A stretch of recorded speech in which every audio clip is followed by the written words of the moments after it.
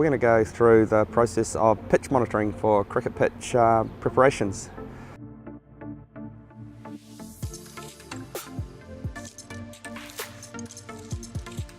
So the pitch monitoring process helps us deliver consistent cricket pitches. It helps us track where we're going with regard to the preparation of each cricket pitch, and it can help us compare to previous cricket pitches that we've prepared and had good characteristics and comments about.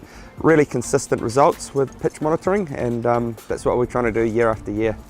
For the pitch monitoring processes, we're going to need a cricket pitch sampler, a rubber mallet, and just some carrying devices so that we can make sure that we separate the cores and are labelled so we know exactly where they've come from and which ones they are, so that our sampling is really accurate and we know which area of the cricket pitch we're dealing with.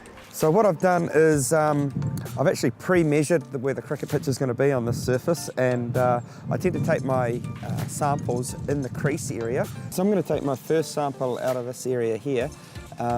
This is the batting crease box. I'm going to avoid taking any samples across the front line because I know there's footmarks there from last season, and I want to get a sample that's indicative of the entire profile. So I've just set myself back a little bit. I know the creases, the stumps and the other creases back here, popping crease, but this is the area here I'm going to take my sample from. Try and keep it nice and vertical. I don't want an angle. I want to keep it nice and straight up and down. I'm just going to hit this in. About 120 mils, I'd say.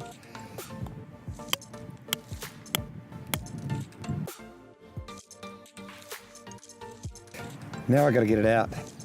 No chance. So I just give it a little tap like that, and that should loosen it up just enough. Try and unwind it.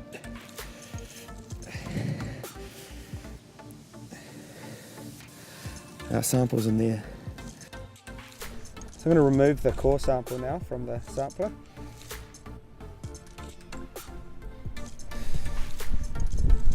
So there's our sample here, and what do you know?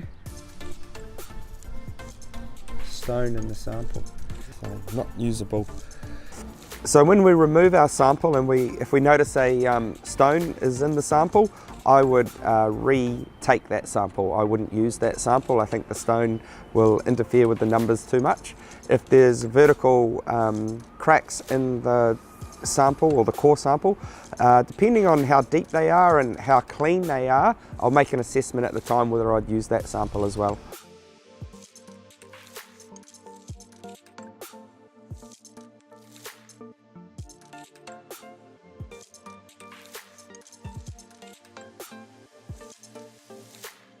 So I know this is the southern end of the pitch, so I'm just going to put my nail in there a couple of times. So when I get it back to the shed, I'll be able to know that this is the southern end of the pitch and the first sample was the northern end.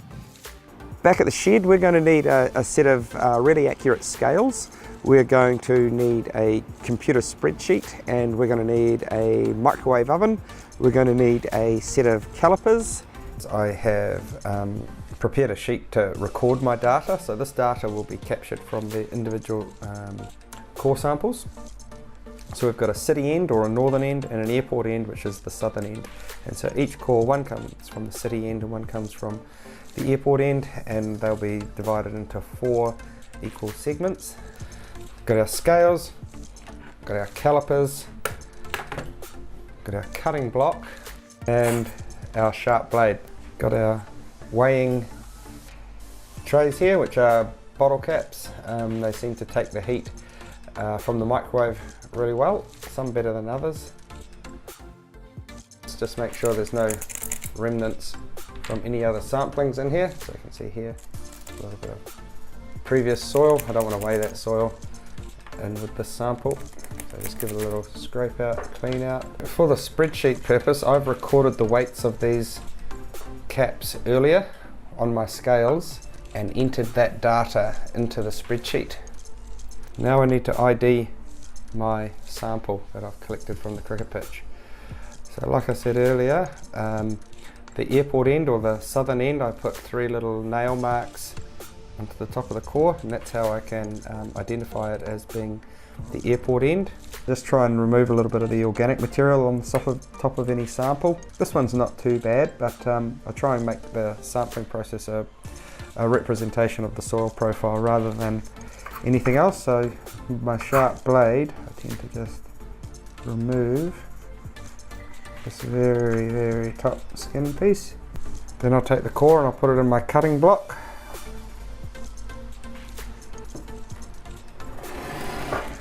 So these increments are of 25 millimeters, so that's my segments that I've collected consistency over time. And so the first cut will be my sharp blade.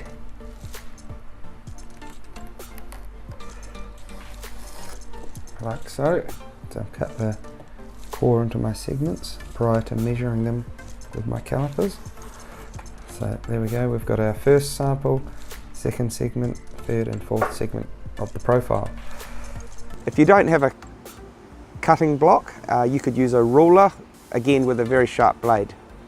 For the purpose of sampling, I do try and keep them square, so I notice that this end is a little bit offset, so I just tend to shave down there. So there we go, that's pretty good now. That's nice and measurable. I can get my calipers,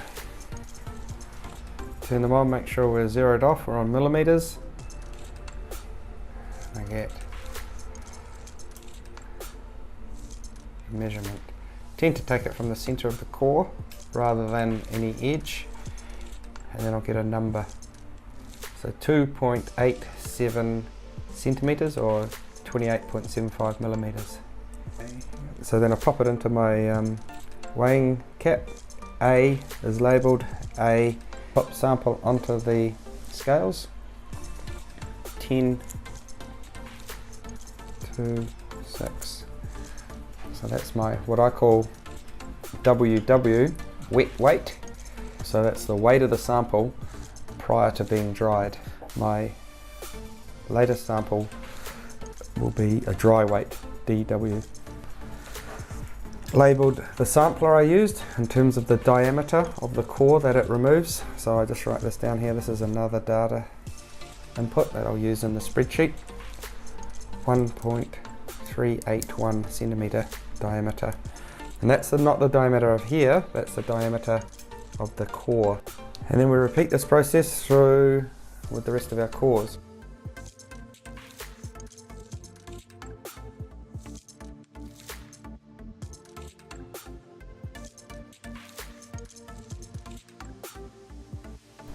So when I'm putting the samples in, I tend to make sure they're evenly distributed throughout the plate here. Just makes the drying more even. 4 minutes high. So I'm just checking to make sure that nothing crazy's happened in that first 4 minutes, and it hasn't, so I'm going to repeat the process. Yeah, once I know that the samples are dried, I can remove them from the microwave and we'll go and re-weigh them. The best way to tell whether your sample is fully dried from the microwave process is to weigh it and then place it back in the microwave for another minute and then re-weigh it. If the number is the same, then you'll know that your sample is dry.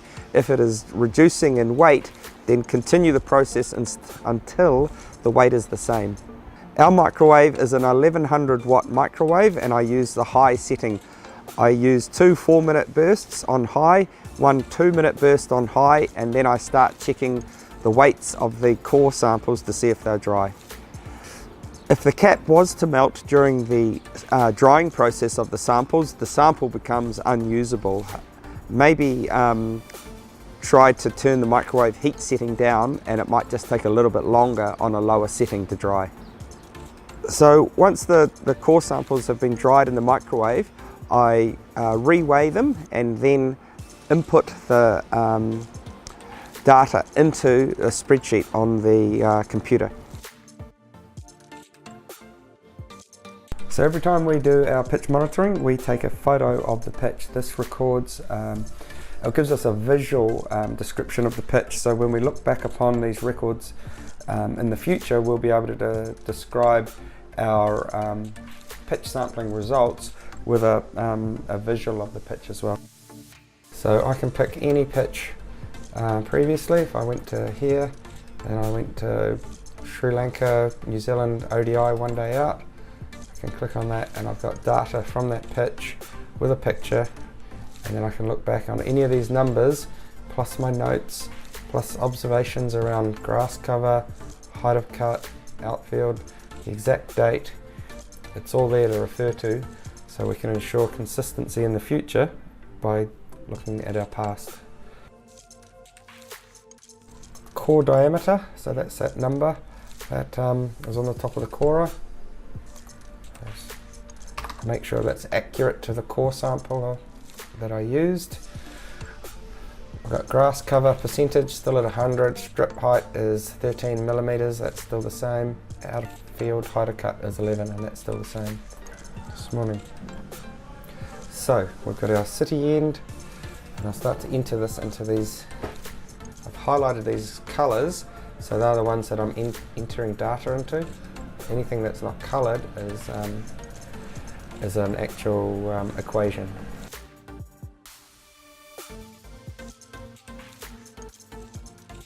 So now we have our results and I can begin to interpret them.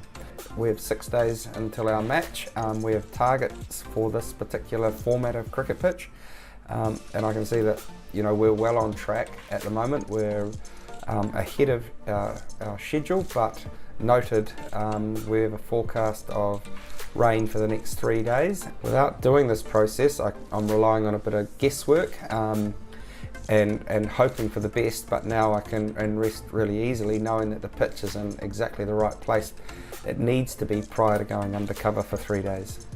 Every soil's different, so my numbers are going to be a little bit different to everybody else's, but because we've built up such a strong database over time, we now are really comfortable and confident with the numbers that we get and that we use. The more times you do it, the better you get at it, and it's really about consistency and building confidence.